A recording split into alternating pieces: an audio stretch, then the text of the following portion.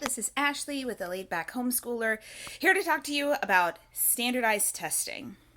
I'm not going to get into the question of whether or not standardized testing is a good thing or a bad thing, or if it has benefits or if it's completely worthless, because the fact of the matter is, if you are homeschooling, there are a lot of states that do require standardized testing.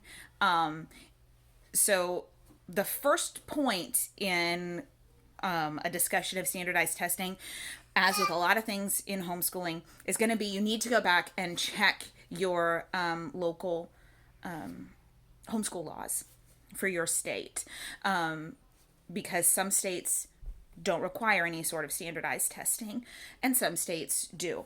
And again, you have to also check your local laws to see if your test results need to be submitted to the state board of education, whoever.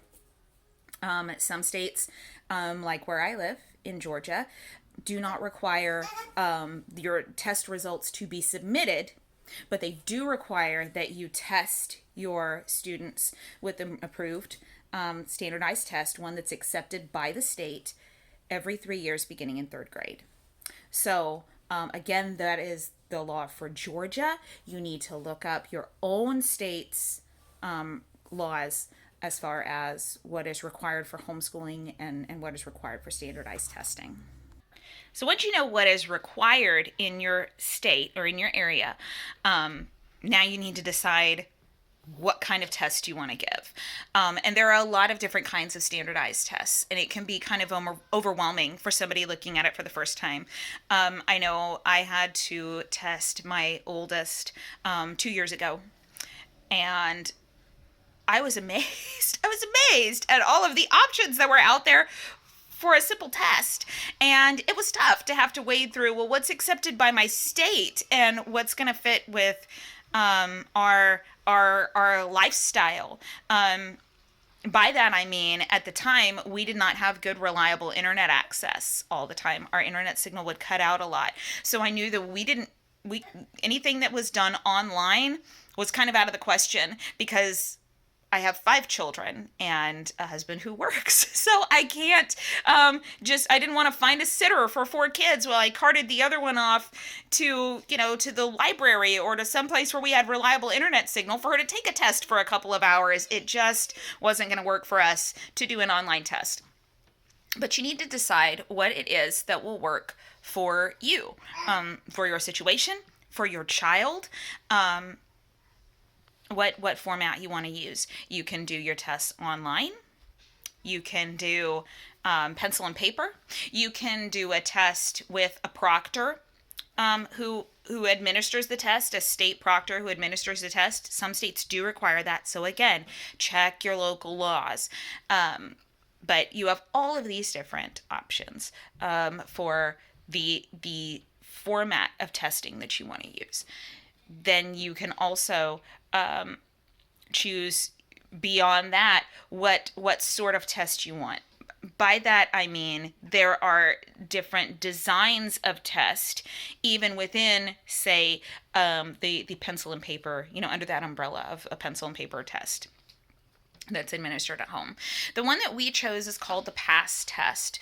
There were a couple of reasons why I chose the PASS test for my kids. One is that it is one test that I can use all the way through the end of their homeschool education. If we decide to go all the way through high school, this test will continue to be appropriate for them. I won't have one that, I can look at through elementary school and then, I have to switch, for middle or for high school. I can have one test that goes all the way through, and I really liked the simplicity of that. But I also like that with the PASS test, there is a pre-test to see at what level I need to test my children, because not all children are mentally ready for something on a given grade level at the same time. My oldest daughter was a very, very advanced reader, and she was able to test at an appropriate reading comprehension level for her skill level. My middle daughter, who will be testing this year, is a little bit I don't want to say behind in her English skills, because she is working a grade ahead in most of her stuff, but she has more of a math brain. And English came as more of a struggle to her last year. So she's repeating last year's English because her brain just wasn't quite ready to absorb that subject matter effectively last year. So this year, it's a lot easier for her, but she'll be testing at a lower English level, lower language level, than she will be in math because that's an area where she excels. So this test allows me to test my kids at a level that is appropriate for each individual, and I really appreciated that. Now, whether or not you have to submit your results of your standardized test to, the Board of Education or some other entity, it is recommended that you keep a copy for your own records. For us, because we did the pencil and paper exam, we had to destroy all of the testing materials once we were finished with them, but then we were mailed a copy of her results when those came in with the report attached, and I keep all of that in their permanent files, in my children's permanent files. So that is something that you want to hang on to, particularly if you are comparing test results from one test to the next, which I like to have that available to do if I need it. So, quick recap on standardized testing. First of all, check your local laws to see if it's something that you have to do. Secondly, check your local laws to see if they have any stipulations on, if you need to mail it in, if you need to use a proctor, anything like that. Make sure that the test that you use is accepted by your state, because some of them are not. So make sure that the test that you choose is accepted by your state, and make sure that you're using a current version of that test.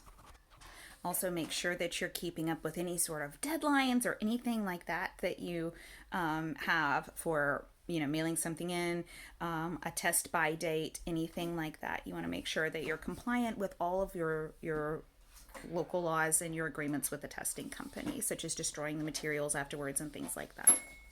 So that's all that I've got for you today. If this video was helpful, please like it. Leave me a comment if you have any feedback or a question. I would love to hear from you. Sorry, my littlest one just learned to crawl, and he is into all the things right now. It's a little bit distracting.